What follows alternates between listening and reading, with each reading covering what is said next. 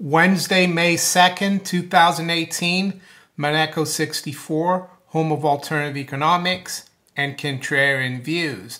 I'm going to look at the Fed today, and in my opinion, they're losing control of the bond markets. They're losing control of the markets in general. They're not going to be watching paint dry, and that's a reference to what Fed officials, I think Janet Yellen said last year when they announced that they were going to unwind their balance sheet. And what does that mean, unwinding the balance sheet? Well, it means selling all the bonds that they bought since 2009-10 in their policy of quantitative easing or money printing to keep interest rates low. We were told by the Fed last year that it wouldn't be, it would be like watching paint dry, really boring, and that they could do it. I don't think it's ever been done.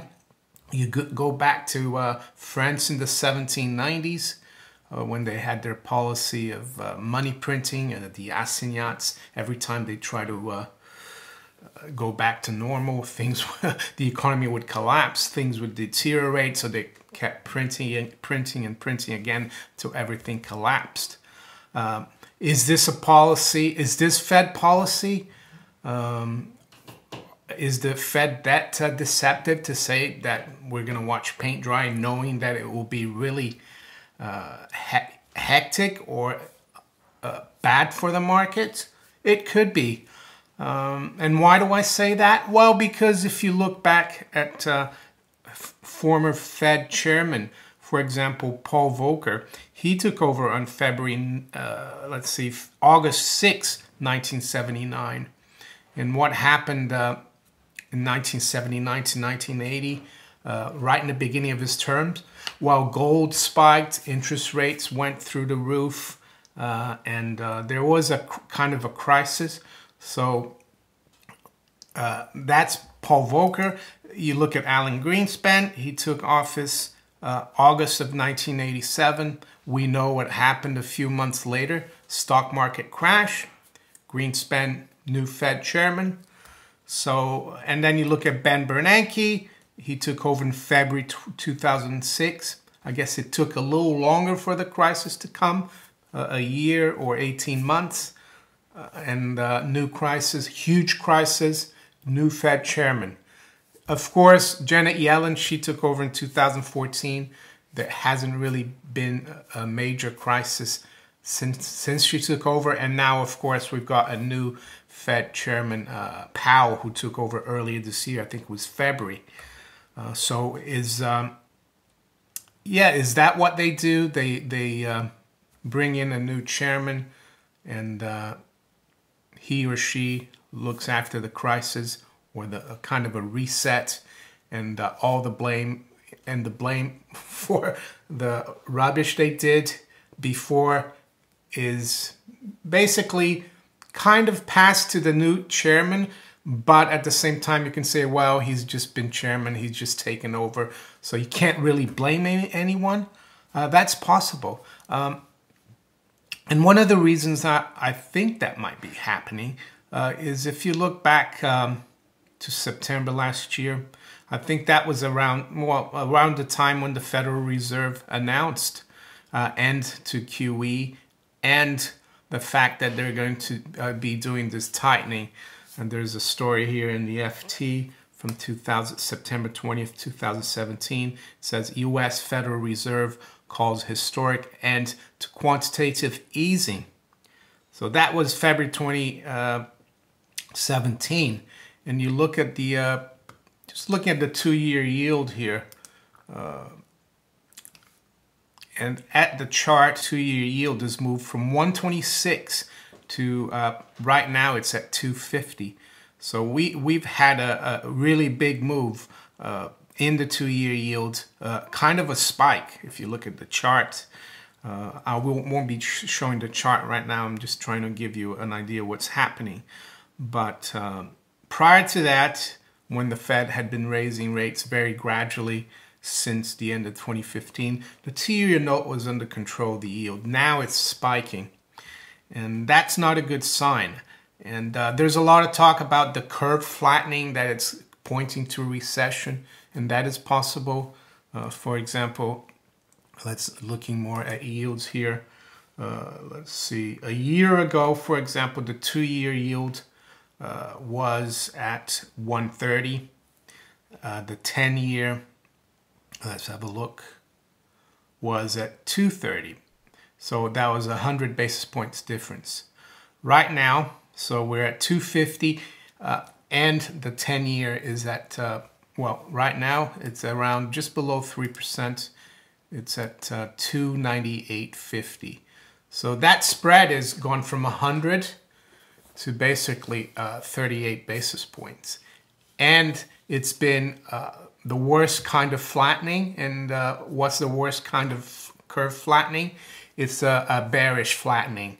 Bearish flattening just means that the bond prices are going down, but the short end, the shorter maturity bond prices are going down faster than the longer end.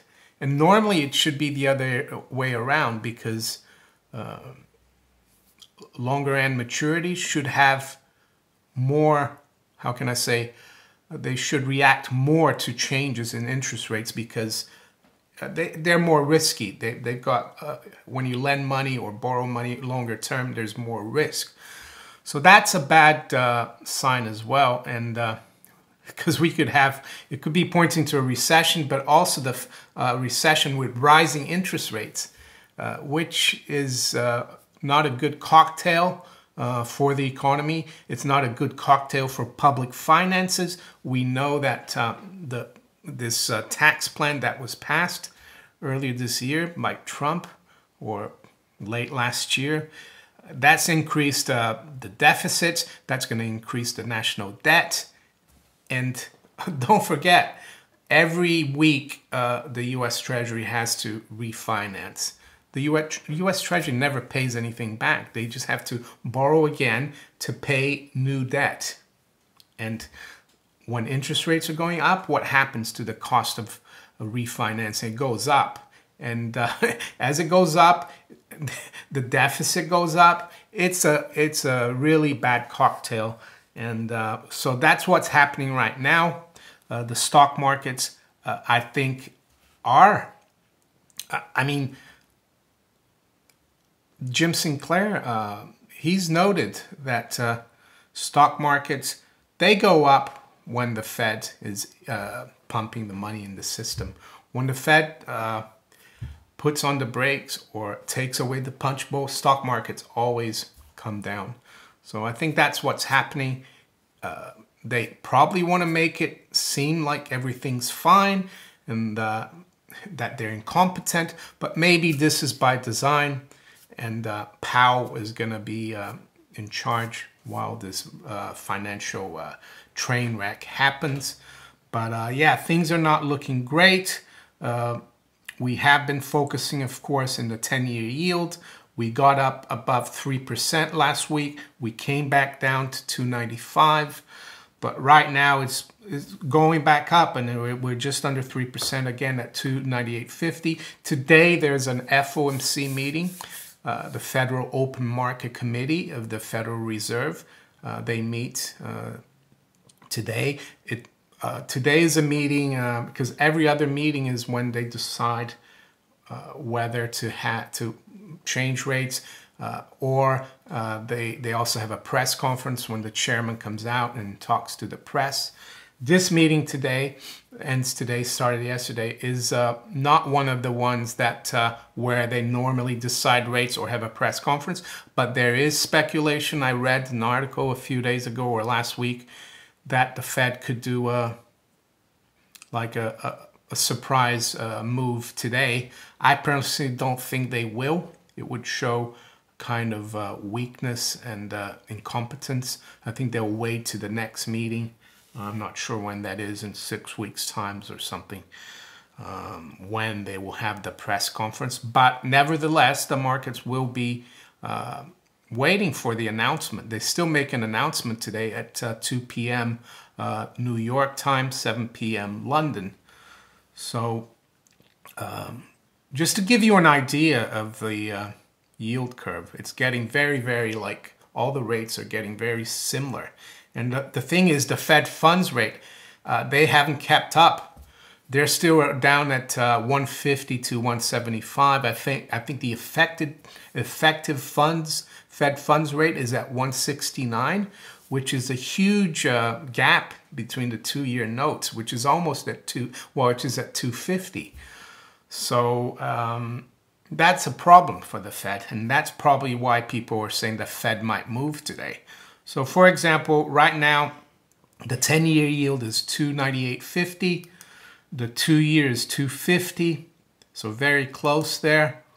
The 5-year note, which is an important one as well, is at 282, almost catching up to that 10-year.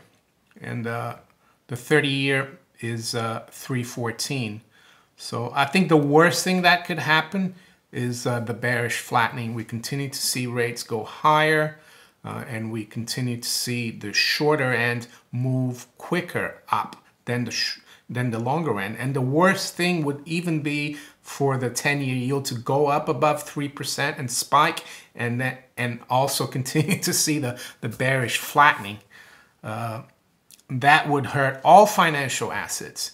And am I trying to tell people what to do in terms of trading? I'm just trying to give them an idea of what's happening, and it could affect the whole economy, of course, because our modern day economies are based on cheap credit, easy money, mortgages, car loans, whatever, student loans. It could be, and the other side of the coin is asset prices. All the baby boomers, retirees, they think they've got a huge portfolio in their spending because their 401ks or their SIPs in the UK are worth quite a bit, and then all of a sudden you get like a big correction in financial assets, and that's not there anymore. So yeah, is the Fed losing control, or is it being done on purpose? You see, if they don't want people to think that they've done it on purpose, so maybe they do make themselves look incompetent. They're devious people, the central bankers. So what about the markets this morning? Well, it's 8:45 a.m. Spot gold is up today at 1310, up 6.5, up 0.5%. Silver is actually up 1% at 1632. And I know we're still at really low levels, but the encouraging thing for precious metals, in my opinion, is that if you look at XAU GBP, which is gold and sterling, we're actually making 2-month highs here. We're at above 960. So, and also in Swiss francs, gold is at a 1-year high.